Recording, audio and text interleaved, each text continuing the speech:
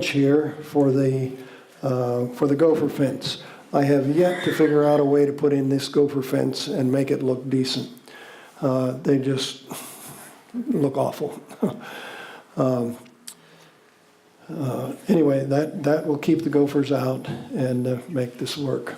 Okay, start at a corner. Okay, we put in the measure about 10 feet and then put in another one. Now, sometimes I've stretched that to 15 feet, but 10 feet is a good distance there.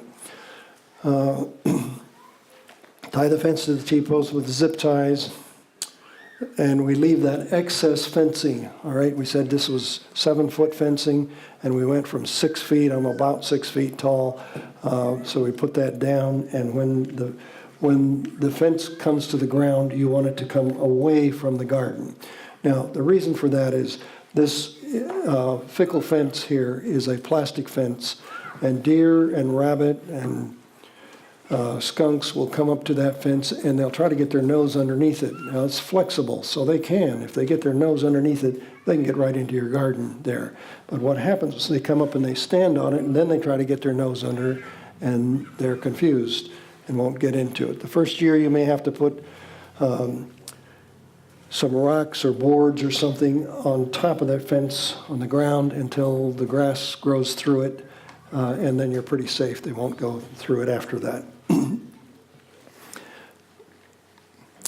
Okay, simple gate. Well, there's a lot of different ways to make a gate. We just used some PVC pipe, made a simple frame, and put a latch on it.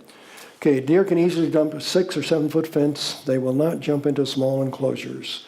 So don't give the deer a clear area to jump into, and you're okay. Okay, here's the gopher fencing. This is 24 inches by 100 feet. And if it's 1/4 inch like that, that is better.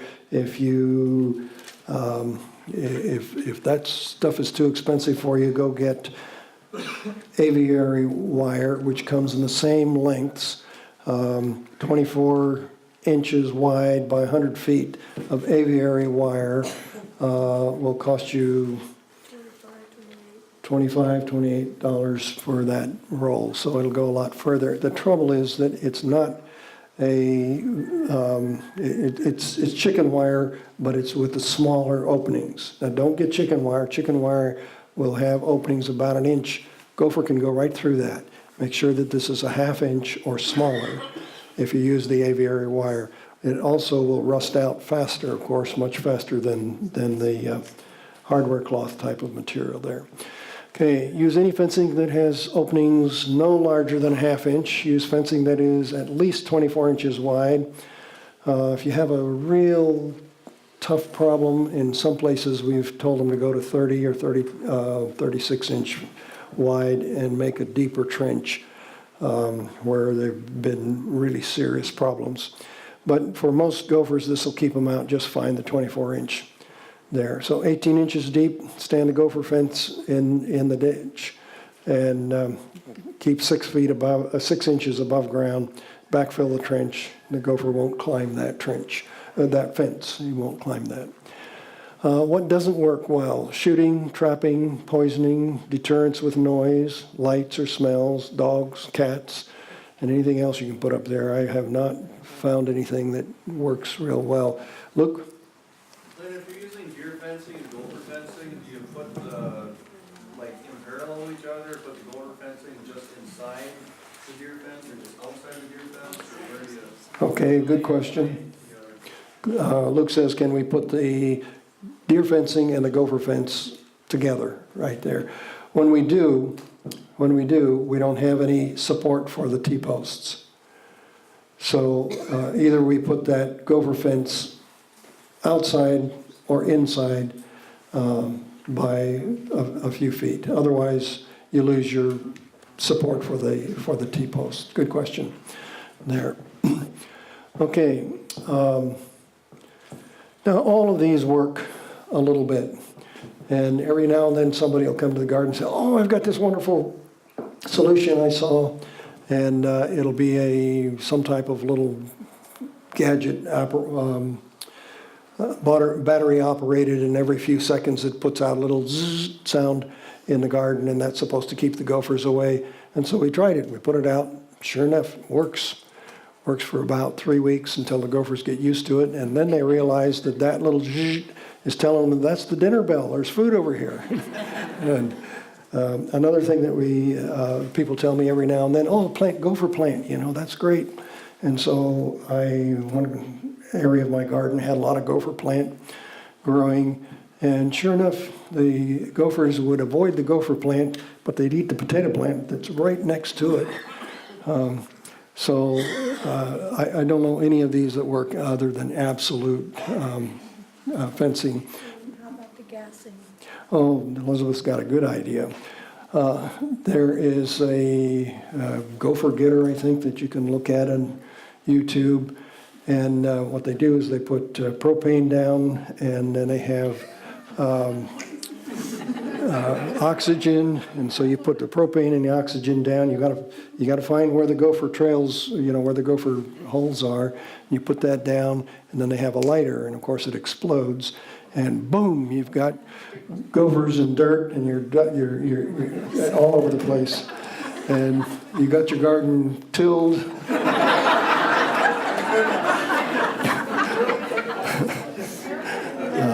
Yes. Oh, what did he do? The generator. Oh, yes, okay.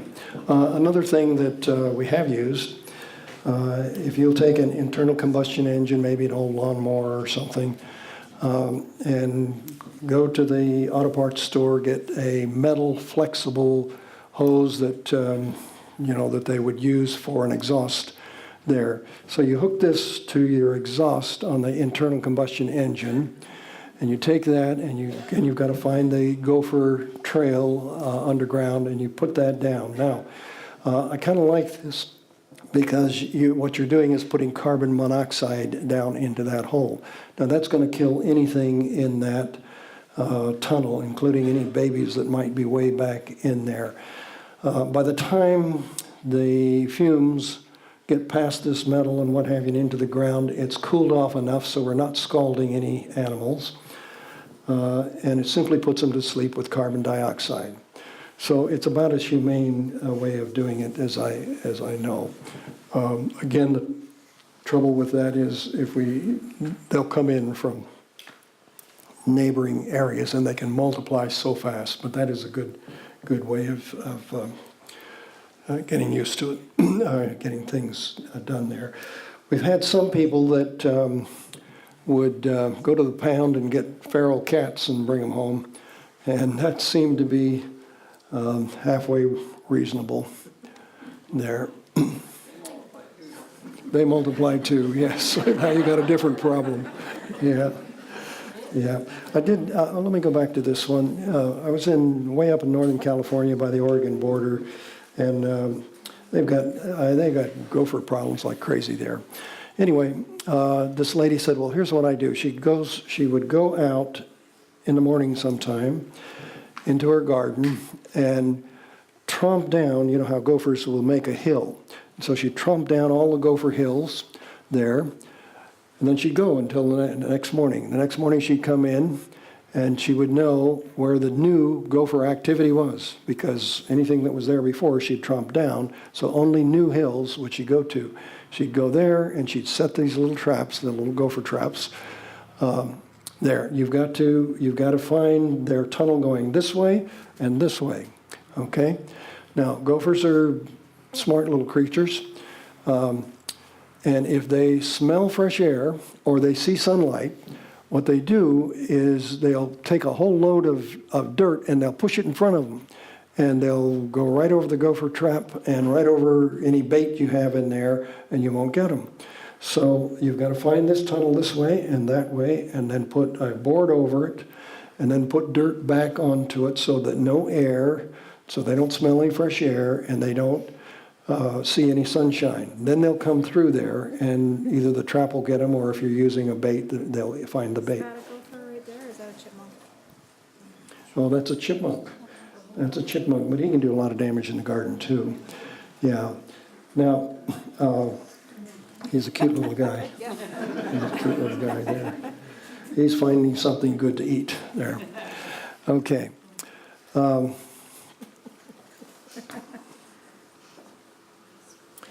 Okay, I guess we'll leave gophers and go to the next thing here.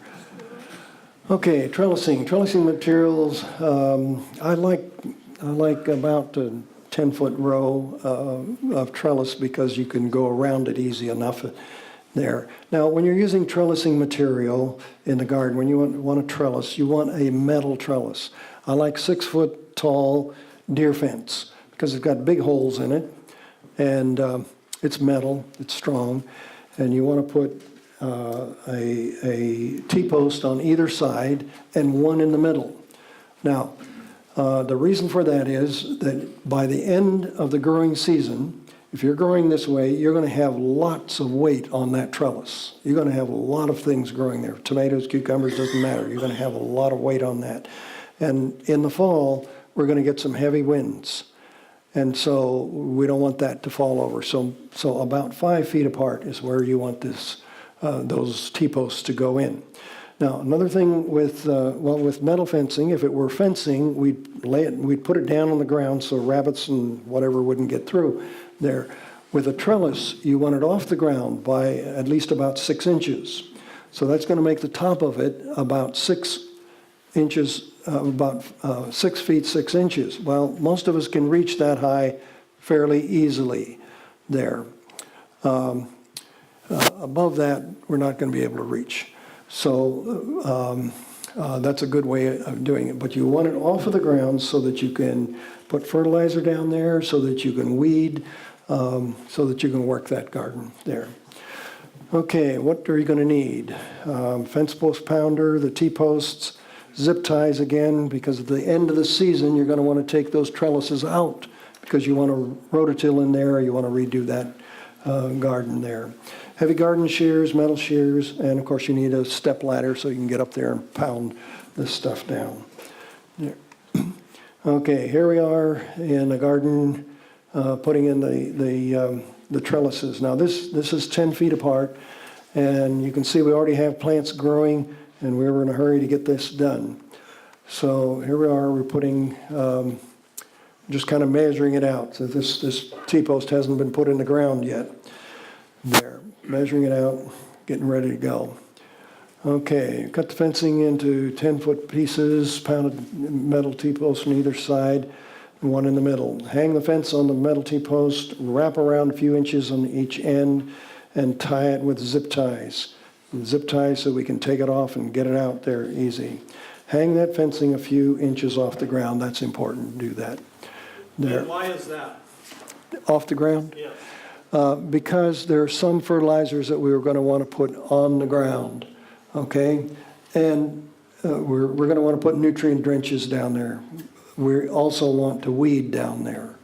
And so if the fencing goes all the way to the ground, especially most deer fences have a smaller hole at the bottom than at the top. So keep it at 6 inches off, and it's much more comfortable, much better in the long run there. Yes, ma'am? Reuse your fencing year after year for the trellises? We do. We reuse that, yes. And, we take it off out of the garden, set it aside, clean the vines off of it, yes. Do you take your deer fencing down for the snow load in the wintertime? I didn't understand. Do you take your deer fencing down so the snow and ice doesn't tear it down? I don't have that problem. We get snow and ice there, but I don't have the problem you have here, so I don't. We- Snow bit the Oh, yeah, you're right. Okay, I'll have to apologize. My wife reminded me we did with the flexible fencing. We actually had fencing so heavy that it bent the T-posts down. Yeah, so I suppose if we just cut the fencing off, we could leave it on the ground. Yeah, I went up and knocked it off, but I didn't do it fast enough because it knocked the fence posts over there. Okay, you can see here that these are 10 feet apart here. These are beans over here and tomatoes here. And you can see we did not get that middle post in there, and that was a problem there. To get that middle post in, you'll appreciate it there. Also want to point out here, this, because I'm going to talk about this later, is that in irrigation, you'll see that this is dry here. Here we have T-tape on the ground for the irrigation, but this is dry here. Now up here we had a break in the line, and you'll see that this is all wet here. We had lots of weeds come up here. We had to keep getting after the weeds here, where over here we hardly had any weeds at all. If this is done right in most places, you'll eliminate a lot of weed problems there. Okay, sprinkling system. Okay, we need the T-tape. You can get that from DripWorks. We've got in your reference there, or you can call me. We actually make a irrigation kit. We used to make up some standard ones. We found out that everybody's garden is a little different, and so if you'll give me the dimensions of your garden, we'll just custom make it for you there. This T-tape comes in rolls that are 7,500 feet long. So, of course, that's way too much for most people, so we cut it off to the right length and put it in. Okay, you need a pressure reduction valve. That's absolutely necessary because the T-tape works on about 5 to 10 pounds pressure per inch of pressure. Coming out of your well or your regular water line, that's going to be at least 40 pounds pressure, and it might be as much as 60 pounds pressure. That'll make this thing not work. So you've got to have that there. We need PVC water pipe or a water line to there, and get an automatic timer. We're all busy. We've got work and vacations and all kinds of interruptions. And a few years ago, Elizabeth and I had sold our home, and we bought another house, but it had no spot for a garden. A friend of mine, a dentist, said, "Hey, Lynn, come up to my place. I got 5 acres and got plenty of room, and just put your garden in here." So we did. We went up there one Sunday and put in this garden. It's the first time I'd ever had automatic timer, automatic watering there. So we put this garden in, and because it wasn't right outside our backyard, it was actually 3 weeks before we got back to it. Now in California, that would have meant that anything that we had planted 3 weeks ago would have been dead. It just would have dried up there. Instead, we got back 3 weeks later and actually had little cucumbers that were not quite ready to pick, but everything was growing nicely, and because of the type of irrigation it was, there were no weeds. And it's just such a great thing. So you can go on vacation, you can have all kinds of emergencies, whatever, and come back and your garden is doing just fine there. So get that automatic timer. Now, Elizabeth says hire a professional to install it. We have more trouble with irrigation systems than almost anything else. Maybe gophers are more, but anyway, if you get somebody who's good at it, that'll help you there. Okay, here we are putting in the irrigation system, and just cutting off the T-tape. That T-tape is just rolled out, and it just looks like a flat ribbon. It's plastic. When we hook it up to the water, it's a little fat round tube, and every 4 inches or 6 inches or a foot, just depends on how we order it, there's a little dripper. You want that dripper to be up. It's designed so that it goes up. That means if there's some debris that gets in the line, it won't clog up your dripper there. Now you need a filter on it. You don't want to put dirty water in it, but it'll work just fine if you put it in right. I do like the T-tape. There are soaker hoses that you buy, and when you hook a soaker hose up at the source of the water, you'll get lots of water, and 50 feet out there you get very little. The T-tape, we could have a 200-foot run of it, and if it's fairly level, we'll get the same water 200 feet out there that we get here. So it's good. It's something that was invented in Israel a few years back, and many, many farmers are using it now. It also saves a lot of water in the process there. How long does it last? How long does it last? There's several different grades of it. It lasts, Years or more? we've had it for 3, 4, 5 years in a garden or more.